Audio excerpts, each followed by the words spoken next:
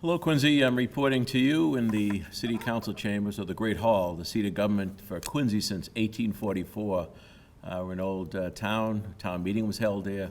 A lot of decisions have been made in this chamber, and a lot of wonderful people serving our city have traveled through this chamber. So here to report to you a little bit more on the COVID-19, our reaction to it, where we are, and financially where we're headed. First of all, before I do that, I want to express my deepest sympathy to the families who have lost loved ones during this time. A number of Quincy families have been devastated by this, not only with the loss of their loved one, but the lack of being able to visit them, perhaps just before they died, the lack of the ability to have a normal service, a wake and funeral service. Difficult to go through that process without the support of so many around you. So our hearts go out to you, and our prayers continue to be with you. Those who continue to be suffering from it in some form, we pray for your complete recovery. And for those who have lost jobs or have been affected economically, we offer certainly our support along the way. I'd like to talk a little bit about our reaction to this crisis as it came down. And this happened, and it was not something that anybody could plan for. There's no playbook for this. So we're literally reacting day by day, in some cases hour by hour, and making decisions that made sense for this city as we went forward. So early on, our administration asked the City Council to step up and appropriate $500,000 out of a snow and ice account to get the ball rolling to provide Ruth Jones, our Commissioner of Public Health, and her staff with materials that they needed moving forward. And by the way, Ruth has done an incredible job leading the effort on this. So that was money to get us going. Quickly after that, we sought permission and approval from the Affordable Housing Trust to appropriate $1 million out of the trust to help with rental assistance for those people who were lost employment, those people that live paycheck to paycheck, the waiters and dishwashers and waitresses in our restaurants. I thank Tom Fabrizio, our director of our Affordable Housing Trust, Tim Cahill from the Chamber, and Beth Ann Strollo from Quincy Community Action. Actually, the agencies that got the money out handled the application, so I'm grateful for their efforts along the way. By the way, that money, that $1 million we're using, is development money. That's this money developers pay into that trust when they do business here in Quincy, so it didn't come out of your taxpayers' dollars. Next, we followed the guidelines set forth by the state and federal government, closing city buildings that were open to the public normally. I praise my department heads and employees for adjusting to this. Each department continued their mission. They got creative. They still delivered services and continue to do so for our residents. So I'm grateful for the work done by all our department heads. Early on in this crisis, I've been in discussions with the governor, lieutenant governor, Congressman Lynch, and so many others as we continue to deal with it. Congressman Lynch has been a great champion in Washington for us on obviously the stimulus packages, but also we get an annual allotment in the community development block grant money each and every year. The congressman asked how we could help. I said, well, if we could lift some caps on the CDBG, if they could find some more money to move into that, it's a mechanism in place. We don't have to create something new. And they did that. In fact, Congressman Joe Kennedy had reached out to me and asked me the same. I'm grateful for their help. Senator Markey, Senator Warren, all really rowing in the same direction to get us the resources we need to get through this crisis. So a special thanks to Congressman Lynch. And that program that we created was for businesses. So businesses, small businesses that were kind of fell in between the cracks. The Small Business Administration, the federal government had some big programs, but there were a lot of small mom and pop stores that needed some help. So that $1 million in federal money from CDBG is being used to help them with their need during this time, and over 500 applications have been processed to date with that. Another issue that we dealt with early on, we have a homeless shelter in Quincy, Father Bill's, and they live in tight quarters, and obviously early on with the guidelines, separation was needed, social distancing, and being smart about things. So immediately we had a conversation with Joe Finn, who heads up the Mass Housing and Sheltering Alliance Coalition, former city councilor, a great guy, who helped give us some guidance. We reached out to Paul Gorman at the YMCA. He said, whatever we can do to help, we use the YMCA as another shelter to spread out that population. Cynthia Sierra from Manic Community Health, a great leader in the medical community, has been nothing but phenomenal on these issues and helping to get all the folks in that shelter tested. Allie Sleeman and the crew from Emergency Management helped us set that up. working with the police department, the fire department, our first responders, EMTs from Brewster. Everyone has just been absolutely incredible. So we did that early on, long before others moved to do that. And I say that because, as I said before, there's no handbook for this. We make the best decisions on the ground we possibly can each and every day.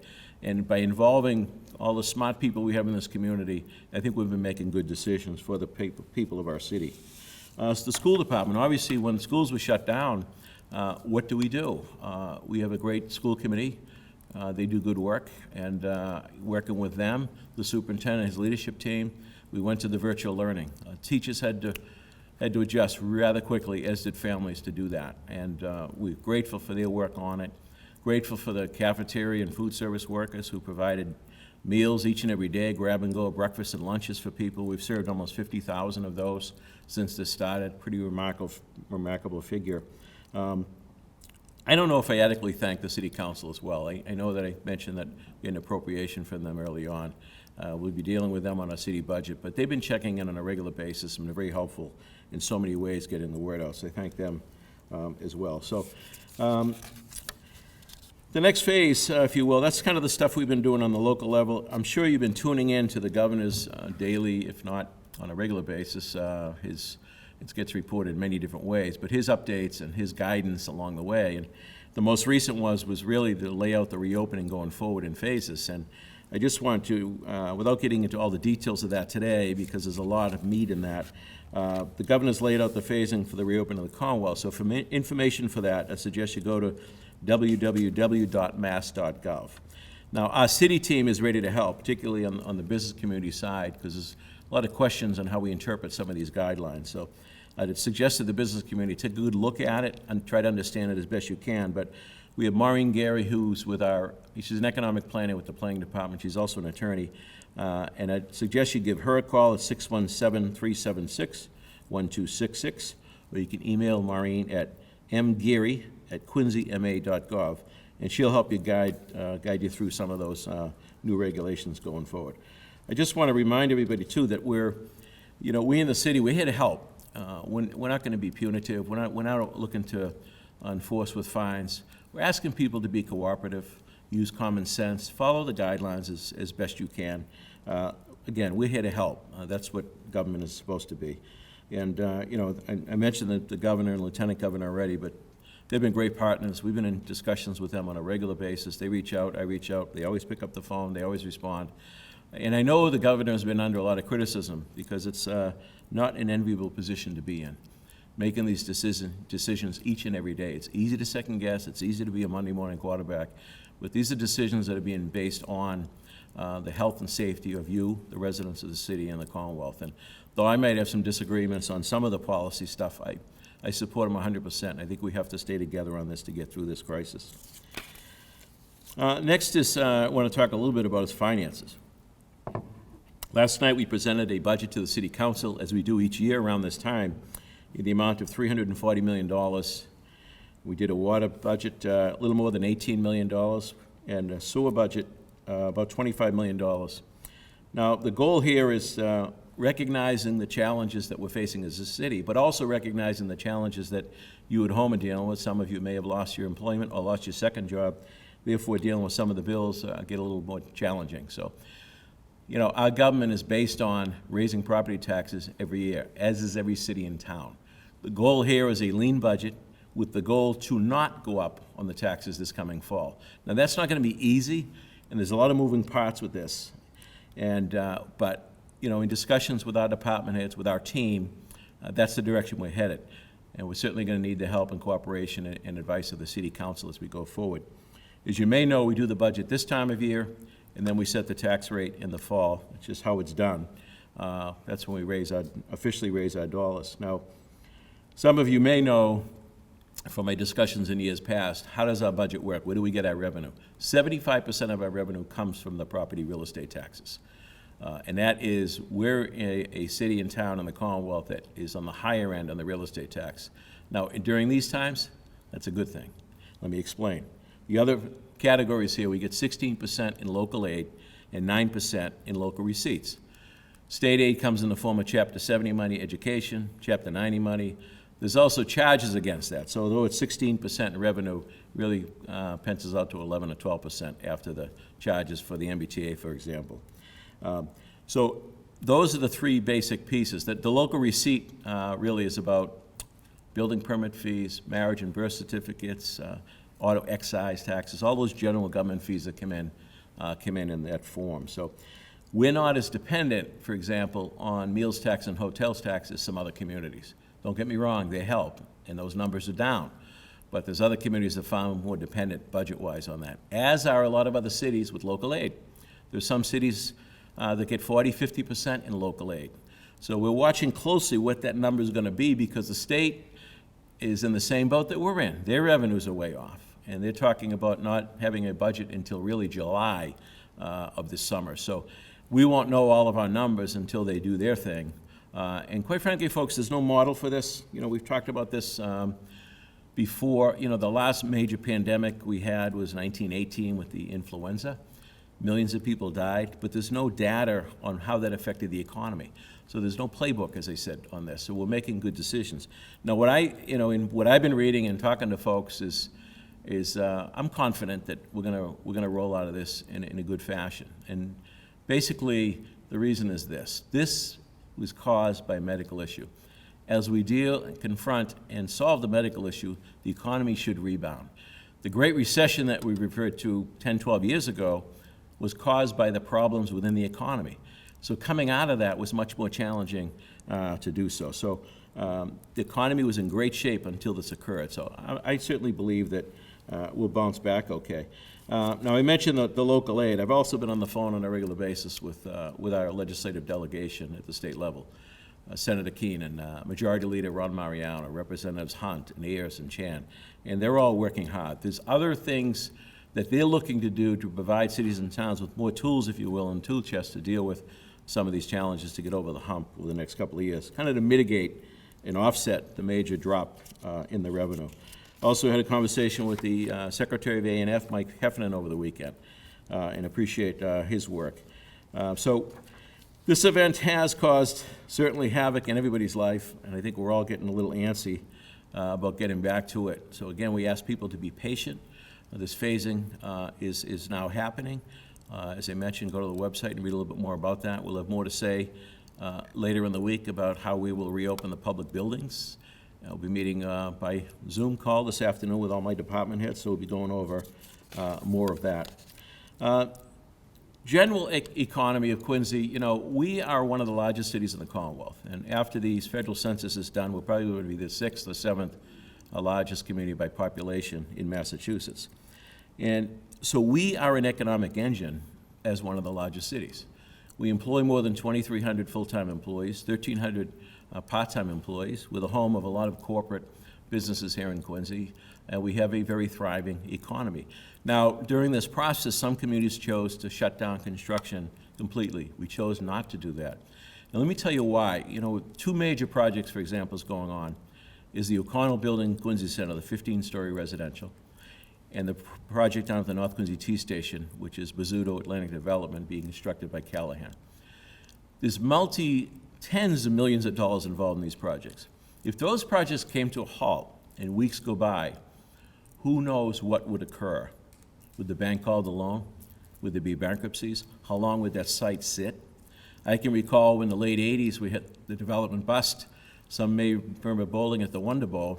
Today it's now River Bay, a beautiful building for seniors.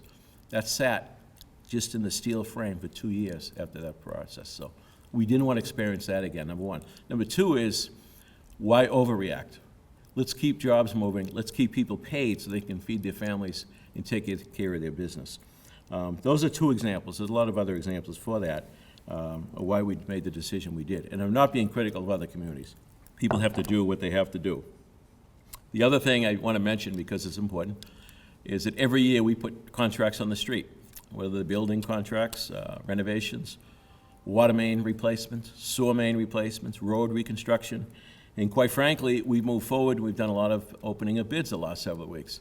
And those bids are better. The competition's been harder. And the reason is a lot of communities hit the pause button. We did not. So we're getting better pricing for you, and we're getting the projects done. This stuff has to happen. The infrastructure improvement has to occur. It's not something that we can put off. So the city's doing well in that regard, and that's kind of our role. So as we continue to have discussions with the city council about projects going forward, for example, last night we introduced an additional bond for the build-out of the property we bought on Old Colony Ave, which is going to serve as a special needs learning center for our population. That will, over time, save us hundreds of thousands of dollars per year in the budget. So we have a great rating in our bonding. Our bond advisors suggest we have plenty of capacity. Why would we not do these projects going forward? So we're sustaining jobs, and we're creating new construction jobs when we do these things. So in the coming months, we're going to be talking about the replacement of the police station, which is well underway for design, the firehouse, and the central firehouse, I should say, in Quincy Avenue. We have to move forward in these projects because we can't delay projects such as this in the sense that these buildings are in bad shape. But as I mentioned, what better time to do it when you can borrow money so cheaply? And again, back to that comment about being the economic engine, we in Quincy can do our part to get people back to work or certainly sustain their jobs. A friend of mine during this crisis, Bill Kennedy, who's a great guy, he mailed this to me. It's a little summary about a book. It's called Good to Great, and it's done by the author Jim Collins. And the book traces 11 companies that outperformed their competitors over a period of 15 years. And one of the qualities Collins found in his research was that all these companies termed what they used the Stockdale paradox. So what is that? Admiral Stockdale was the highest-ranking U.S. military officer in the Hanoi Hilton prisoner of war camp during the Vietnam War. Now, we in Quincy are a little bit familiar with that because we had Dick Stratton and Ellen Brudno, both North Quincy High grads, in that same prison during that same time. So from 65 to 73, Stockdale and all those guys were tortured daily. They had no rights, obviously difficult to keep hope. There was no release date. They weren't sure if they were going to see their families again. So when Collins was interviewing Stockdale, he wanted to know how the Admiral dealt with those 8 years in prison, the uncertainty of the fate, or his fate, the brutality of his captors. And this is a quote. He says, "I never lost faith in the end of the story." He said when Collins asked him, "I never doubted not only that I would get out, but also that I would prevail in the end and turn the experience into the defining event of my life, which in retrospect, I would not trade." The author then asked Doctor, "Well, who didn't make it?" He says, "Oh, that's easy, the optimists." The optimists? He says, "I don't understand that." Now, Collins is a little bit confused. He says, Stockdale went on and said, "Look, the optimists, they were the ones who said we're going to be out by Christmas. Christmas came and went, we didn't get out. Then they'd say we'd be out by Easter. Easter came, they didn't get out. And then it would be Thanksgiving. And at the end of the day, many of them died of a broken heart because of that optimism." After a long pause, Stockdale then added, "This is an important lesson. You must never confuse faith that you will prevail in the end, which you can never afford to lose, with the discipline to confront the most brutal facts of your current reality, whatever they may be." That's pretty powerful stuff, and many corporate folks have used that, obviously, in success of their business.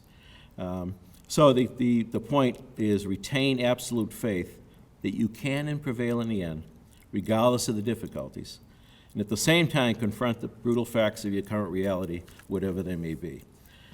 And that's what this is all about today, folks. We have faith that we're going to get through this as a community, as a state, and as a nation, but we're dealing with the brutal facts at hand, and we'll continue to do that. You know, Scripture says, the great evangelist St. Paul talked about faith, hope, and love. We got to continue to have faith in God above, faith in one another. We got to continue to have hope, and we should continue to love one another. With that, we'll get through this together. Thanks for tuning in. Stay well, and God bless.